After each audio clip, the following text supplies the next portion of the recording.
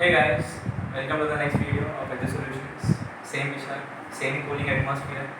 बाहर का एटमॉस्फेयर थोड़ा हॉट है, लेकिन फिलहाल के लिए यहाँ का एटमॉस्फेयर थोड़ा ठंडा रखते हैं. लास्ट वीडियो में जैसे मैंने बात किया कि मैंने बेसिक्स बताया था बच्चे लोग के लिए, जो लीनियर इक्वेशंस में बेसिकली था इन टू वेरिएबल्स.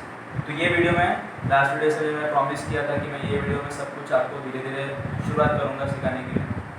तो शुरुआत करते हैं इस वीडियो लेक्चर में with the starting question that is to be proposed. Starting question जो नॉर्मली सबसे पहले आपको ये समझना है कि linear equation in two variables किस तरह से फॉर्मेट में है. तो वो फॉर्मेट आप जान लो. अगर वो सिंपल, अगर अभी आपको एक चीज़ याद रखना है, दोनों वेरिएबल्स का समझो x और y are the two variables that are forming a linear equation. So these both variables must have the power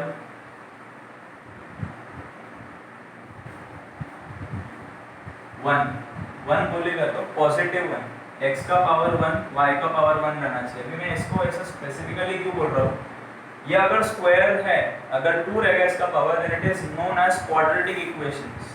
it will neither be known as linear equation in one variable nor it will be known as linear equation in two variables. Secondly, अगर वो negative में है तब उसको मैं solve नहीं कर सकता, उसको फिर कुछ और तरीके से करना पड़ेगा. जैसे कि अगर 1/x मेरा कुछ इक्वेशन ऐसा आ रहा है, 1/x plus 1/y is equal to -7, मेरे को ऐसा कोई इक्वेशन दिया है, then this sort of equation is not a linear equation in two variable but it can be converted. वो दोस्तों याद रखो, ऐसा टाइप के क्वेश्चन आपने अपने टेक्स्ट बुक में देखे रहेंगे. अगर आप सॉल्व करने में डिफिकल्टी चाहते हो, सबसे पहले ये जान लो कि ये linear equation in two variable नहीं है. सबसे पहले क्यों मैं बोल रहा हूँ, क्योंकि x का पावर यहाँ पे -1 है, y का पावर भी -1 है. क्योंकि ये देखो दोनों डिवीजन में दैट आल्सो इन डिनोमिनेटर. वो याद रखो आप यहाँ पे बिलो के इसमें, मतलब वो फ्रैक्शन टाइप में. तो ये जब x का यहाँ पे तो वैल्यू पावर 1 है, जब ये ऊपर जाएगा लीनियर इक्वेशन का जो बेसिक जनरल फॉर्मूला है वो ax plus by is equal to c है.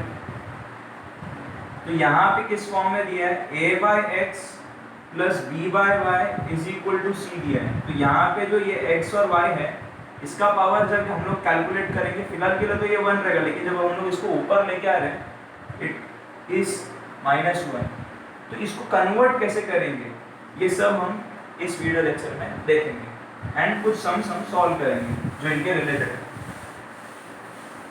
तो सम जो पहला वाला सम है जो मैं सॉल्व करने वाला हूँ वो ये रहा. तो बेसिकली ये जो इक्वेशन है इसको अभी हम लोग को एक नया मेथड से सॉल्व करना है. साइमल्टेनियसली सॉल्व करने को बोलते हैं, जिसको हम लोग simultaneous solving of linear equations. अब simultaneously solving the linear equations कैसे करते हैं वो मैं कुछ दिखा रहा हूँ. ये बेसिक सा सम है, आप देखो समझेगा ऐसा मैं समझता हूँ. अगर नहीं समझा तो आप अपने कमेंट सेक्शन में डालो, आप मुझे पूछ सकते हो. एंड बहुत सारे सम्स हम लोग आगे सॉल्व भी करने वाले हैं, तो आप टेंशन मत लो इस चीज़ में. तो फर्स्ट ऑफ ऑल आपको अगर ऐसा क्वेश्चन अगर आ रहा है, सबसे पहला काम आपको क्या करना है, 2x plus 2x minus 3y is equal to जो 9 है, इसको सबसे पहला इक्वेशन ऐसा एक पिक्चराइज कर देने का. एंड सेकेंड जो है 2x plus y is equal to 13, let it be second equation, ऐसा हम लोग पिक्चराइज करेंगे.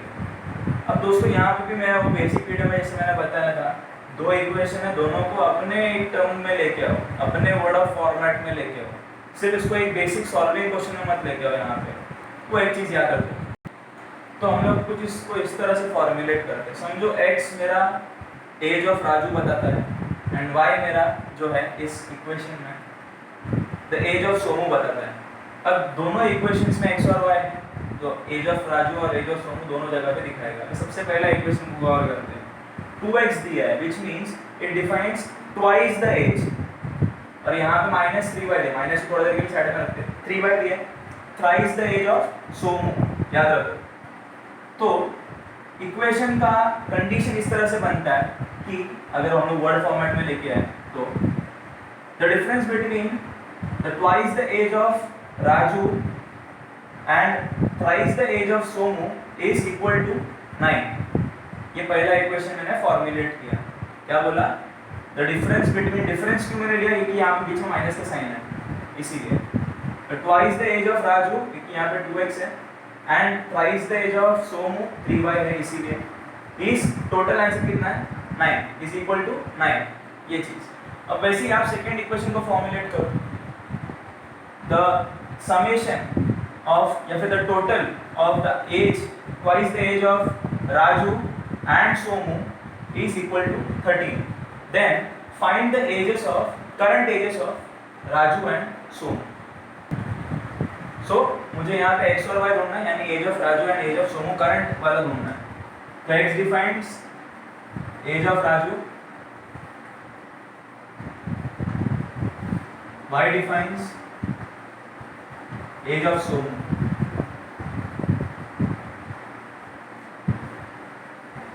तो कंडीशन नंबर 1 जैसे मैंने फॉर्मुलेट किया उसको मैंने पहला कंडीशन दे दिया, सेकंड वाला जो इक्वेशन था उसको सेकंड कंडीशन मैंने मान लिया। अब साइमल्टेनियसली सॉल्व करना है। तो बेसिकली आपको एक बात दिमाग में रखना चाहिए, जैसे मैंने इंट्रोडक्शन लेक्चर में बताया था, जो x का या फिर जो y का जो कोएफिशिएंट्स है उनको सबसे पहले इक्वल करवाओ। अगर ऑलरेडी इक्वल है तो उनके साइन को चेक करो, साइन को चेक करो। अब ये इक्वेशंस को अगर हम देखें तो x का कोएफिशिएंट 2 है, y का कोएफिशिएंट -3। वैसे सेकंड इक्वेशन में x का कोएफिशिएंट +2, y का कोएफिशिएंट 1, कुछ नहीं है मतलब 1, मैंने पहले ही बता दिया था। तो अभी यहाँ दोनों इक्वेशंस में x के जो कोएफिशिएंट्स दे आर सेम, तो सेकंड स्टेप मेरा क्या था, इनका साइन देखना, बोथ आर पॉजिटिव है। तो इसमें साइमल्टेनियसली सॉल्व करने में दोनों स्टेप मैंने सॉल्व कर लिए। सबसे पहले मैंने क्या देखा, कोएफिशिएंट सेम है या नहीं, अगर सेम है तो उनका साइन क्या है देख लिया मैंने। अब ये तो मेरा पहला केस था, अगर कोएफिशिएंट सेम है तो। अभी समझो अगर कोएफिशिएंट सेम नहीं है तो क्या करना है, सबसे पहला स्टेप में अगर कोएफिशिएंट सेम नहीं निकला, then what we have to do, then we have to make it same by multiplication with any random number. Random number में तो रैंडमली सॉल्व करना बोलेगा तो इसी इक्वेशन को मैं दो अलग अलग मेथड से सॉल्व कर रहा हूँ। मैं आपको दिखाई देगा मैं रैंडमली क्या ले रहा हूँ करके। सबसे पहले मैं x के टर्म्स को निकालता हूँ, मैं सबसे पहले y का वैल्यू निकालता हूँ, x को निकाल के एलिमिनेट करके। तो आपको क्लियर होगा कि मैं पहला मेथड में मैं डायरेक्टली कर रहा हूँ जहाँ पे मेरे को दोनों कोएफिशिएंट जो x के सेम मिले हैं। स्टेप 2 मैंने देख लिया कि उनका प्लस साइन है। तो अभी मुझे थर्ड स्टेप मुझे क्या करना है, अब प्लस साइन है, मुझे इसको एलिमिनेट करना है x को। तो x को एलिमिनेट करने के लिए what is the main step, subtraction. तो सब्ट्रैक्टिंग इक्वेशन 1 from 2, या फिर ये लाइन है, ये बहुत मैटर करता है। आप ज्योमेट्री के वे में अगर देख रहे हो तो यहाँ पे geometrical given, to find, proof, solution ऐसा कुछ हम लोग लिख रहे नहीं है। अलजेब्रा में सब वर्डिंग्स में रहता है, तो वर्डिंग आपको क्लियर रखना पड़ेगा। एंड यहाँ पे हर एक चीज़ आप जो लिख रहे हो वो प्रॉपरली डिफाइंड रहना चाहिए। तो सब्ट्रैक्टिंग इक्वेशन 1 from 2 बोल रहा हूँ, तो 2x + y = 13 पहले आएगा, क्योंकि फ्रॉम मैं बोल रहा हूँ किससे, 2 से। तो सबसे पहला किससे मैं सब्ट्रैक्ट करो वो इक्वेशन आएगा, किसको सब्ट्रैक्ट करो वो सेकंड इक्वेशन में आ जाएगा। मतलब 2x - 3y = 9। अब सब्ट्रैक्टिंग बोल रहा हूँ तो बेसिकली दोस्तों आपके जो टीचर्स है या फिर आप जो गाइड्स देखते हो वहाँ पे आपको थोड़ा बहुत कंफ्यूजन होता रहेगा। तो मैं नॉर्मली आपको बता रहा हूँ, सब्ट्रैक्टिंग बोल रहा है तो आप हर जगह पे माइनस साइन डाल दो, बेसिकली साइड नीचे, एकदम नीचे। अभी ये माइनस साइन मैंने क्यों डाला, ये ऊपर जो इक्वेशन पता है माइनस साइन के जस्ट ऊपर उनके जो साइन है इससे मल्टीप्लाई कर दो। आपको शायद इंटीजर का रूल पता रहेगा, प्लस इंटू माइनस माइनस। तो यहाँ पे 2x का साइन अभी क्या बन गया, माइनस हो गया, नया वैल्यू इसका। वैसे ही minus into minus plus 3y का नया साइन आ गया। यहाँ पे प्लस है, माइनस, प्लस इंटू माइनस वापस माइनस, नया वैल्यू दे दिया इसको मैंने। सो इस नए साइन से इसको माइनस करके देखो, तो 2x - 2x gives 0।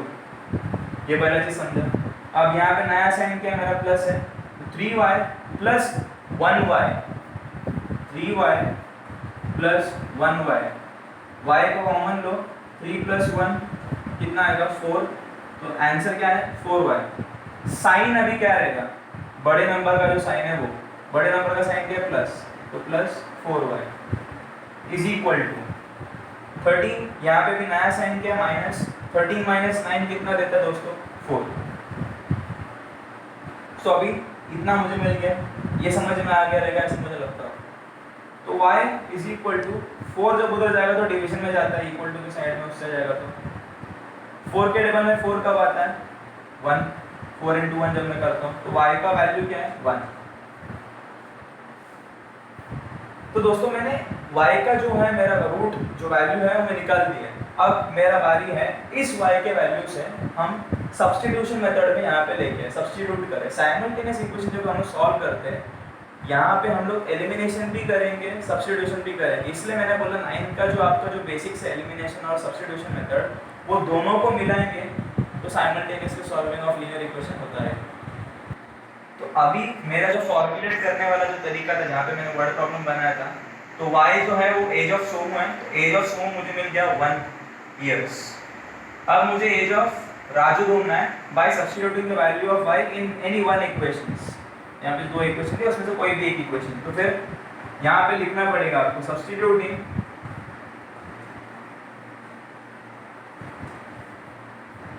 y is equal to 1 in equation 1। तो इक्वेशन क्या 1 क्या है दोस्तों 2x minus 3y is equal to 9। यहाँ पे y का वैल्यू सब्स्टिट्यूट करना है बोला 2x minus 3 into 1 is equal to 9। 2x minus 3 is equal to 9। Minus 3 जब यहाँ पे जाएगा तो दोस्तों क्या बन जाएगा ये प्लस 3, तो 9 प्लस 3। ये सॉल्व करता हूँ मैं आगे यहाँ पे, तो 2x इज इक्वल टू 12 आ गया दोस्तों।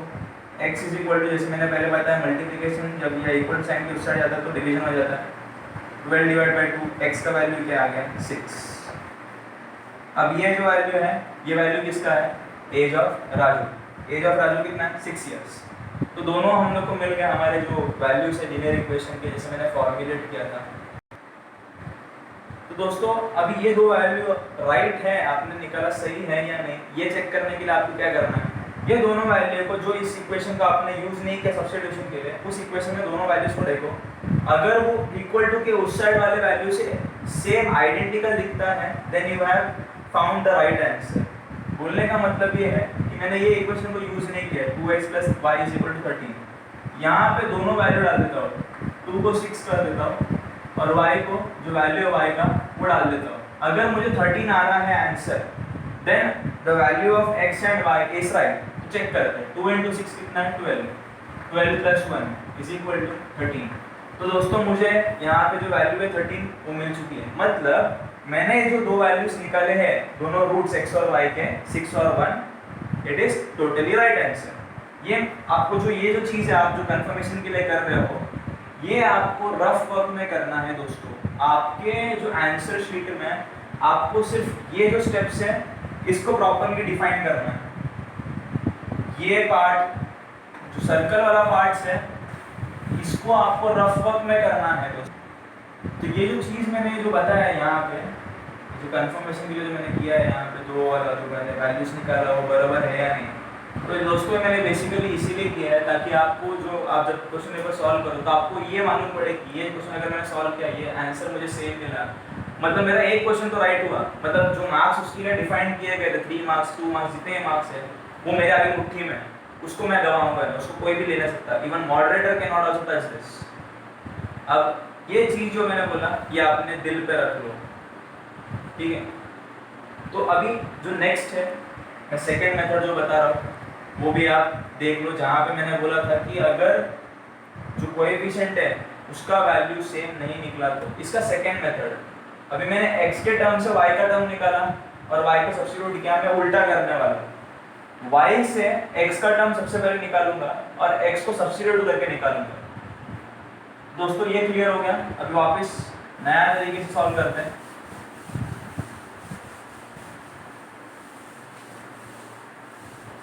अब सबसे पहली बार यहाँ पे जो y का जो टर्म्स है दोनों इक्वेशन में यहाँ पे -3 यहाँ पे 1 है, both are having different coefficients. सब स्टेप 1 मैंने क्या बताया था, कोएफिशिएंट को चेक करो, अगर सेम है तो move on to the signs. लेकिन यहाँ पहला स्टेप ही मिसमैच हो रहा है, मतलब दोनों कोएफिशिएंट 3 और 1 does not match each other. तो या तो मुझे यहाँ पे 1 लाना पड़ेगा या फिर यहाँ पे मुझे 3 लाना पड़ेगा। 1 लाना मुश्किल है लेकिन 3 हम लोग ला सकते हैं। जैसे मैंने बताया था, बाय मल्टीप्लिकेटिंग एनी रैंडम नंबर। अब वो रैंडम नंबर क्या रहता है दोस्तों? रैंडम नंबर वही नंबर रहता है जो ऊपर वाले कोएफिशिएंट जो वेरिएबल के साथ जो रहते हैं। तो कोई भी रैंडम नंबर बोलेगा तो दोस्तों आपको दिमाग में ये आता है कि ऊपर वाले नंबर को नीचे वाले इक्वेशन में मल्टीप्लाई करो।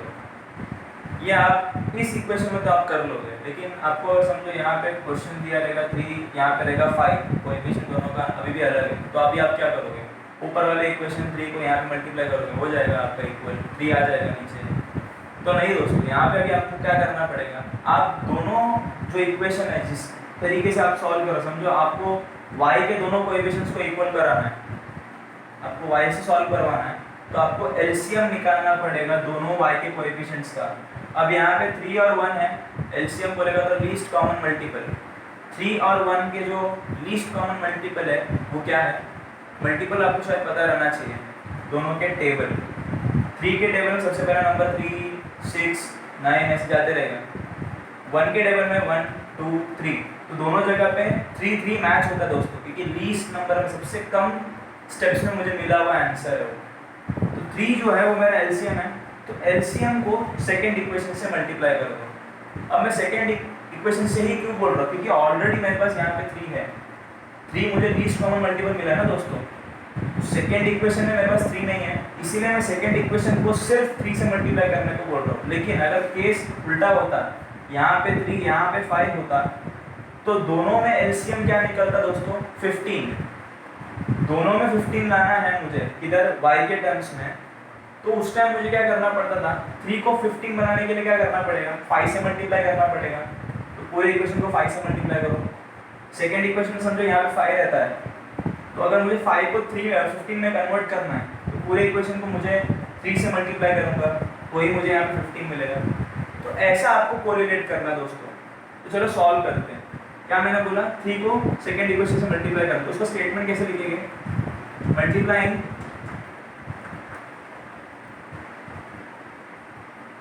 Equation 2 by 3। अभी आपने ये कर लिया, 6x plus 3y is equal to 39 आपका आंसर आएगा। अब ये जो है ये नया इक्वेशन फॉर्मुलेट करता है, किसका? सेकेंड इक्वेशन का। ये आपको दिखाना पड़ेगा थर्ड इक्वेशन का। अभी दोनों का जो कोएफिशिएंट है y के टर्म्स सेम हो गए, 3 और 3।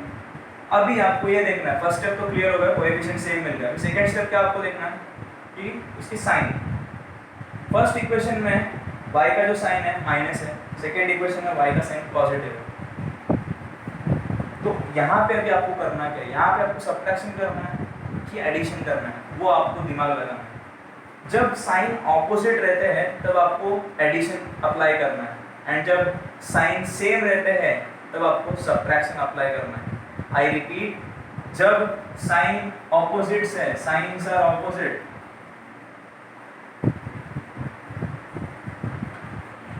साइन ऑपोजिट किसका साइन? जिस वेरिएबल से आप दूसरे वेरिएबल का वैल्यू निकाल रहे हो। यहाँ पे मैंने y को सेम बनाया, y के कोएफिशिएंट को सेम बनाया, तो y का जो साइन है अगर वो ऑपोजिट है तो क्या करना है मुझे? पूरे दोनों इक्वेशन को सॉल्व करने के लिए एडिशन,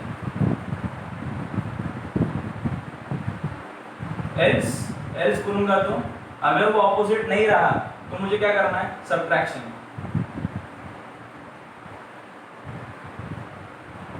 दोस्तों ये याद रखो आप मेनली, तो ये शायद आपको समझ में आ गया रहेगा। अब मूविंग ऑन फॉरवर्ड, तो यहाँ पे साइन ऑपोजिट है तो क्या परफॉर्म कर रहा हूँ? एडिशन। एडिंग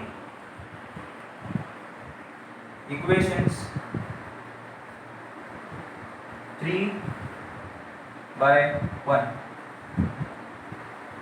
ठीक है।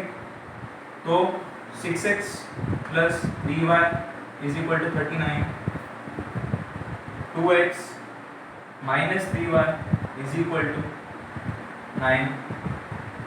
एडिशन बोला है, जिसमें सब्ट्रैक्शन है सब जगह माइनस होता है, वैसे यहाँ पे भी आप डाल सकते हो प्लस प्लस प्लस।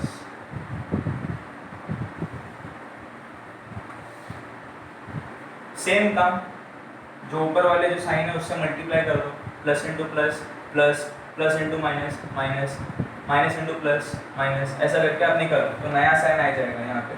तो इसका आंसर टोटली क्या बनता है दोस्तों, 8x is equal to 39 plus 9 क्या होता है 48, x is equal to 48 divide by x का वैल्यू 6।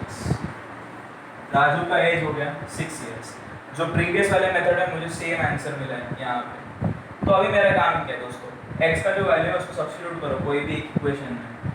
तो x का वैल्यू अगर समझो मैंने फर्स्ट इक्वेशन में डाला, सब्स्टिट्यूटिंग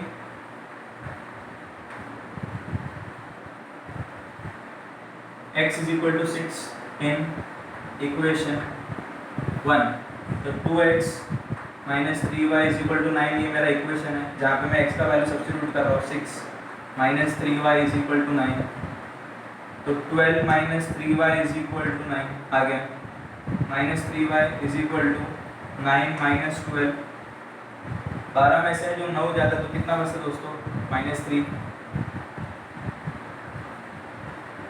दोनों जगह माइनस है कट हो सकता है, y is equal to 3 divide by 3 which is equal to 1, तो y का वैल्यू भी मिल गया दोस्तों 1। तो जो प्रीवियस मेथड में मैंने जो किया था y का वैल्यू मुझे 1 ही आया था, x का वैल्यू 6 ही आया था। बस यहाँ पे मैंने चेंजेस इस तरह से किया है ताकि आपको क्लियर हो, जब सेम हो कोएफिशिएंट तो क्या करना है, जब सेम नहीं हो तो क्या करना है। ये तरीका है दोस्तों साइमल्टेनियस इक्वेशन सॉल्व करने का, बेसिकली नॉर्मल सिस्टम। इसके अलावा भी बहुत सारे इक्वेशंस हैं जो आपको हार्ड पढ़ते रहेंगे, उनको भी सॉल्व करेंगे हम लोग अगले वीडियो लेक्चर में। तो बेसिकली आपका सिर्फ लास्ट स्टेप ये होना चाहिए, आपको जब ये दोनों वैल्यूज मिल जाते हैं तो आपका लास्ट एक स्टेटमेंट होना चाहिए कि the solutions of the equations, दोनों इक्वेशन लिखना है आपको यहाँ पे, x, y इज, x का वैल्यू आपको लिखना है 6, y का वैल्यू, ऐसे आपको लिखना है लास्ट इसमें। जो डैश का जो पार्ट है यहाँ पे आपको दोनों इक्वेशन को लिखना है, ये जो है उसका वैल्यू है रूट इज 6, 1। ये एक तरीका है दोस्तों। तो लिखने का फॉर्मेट मैंने बता दिया, हर फॉर्मेट के लिए मार्क्स आपको ज़रूरी मिलता है। तो ये वाले जो क्वेश्चंस रहते हैं ऐसे टाइप के जो इस लेसन से निकलते हैं वो बेसिकली 3 या 4 मार्क्स के रहते हैं।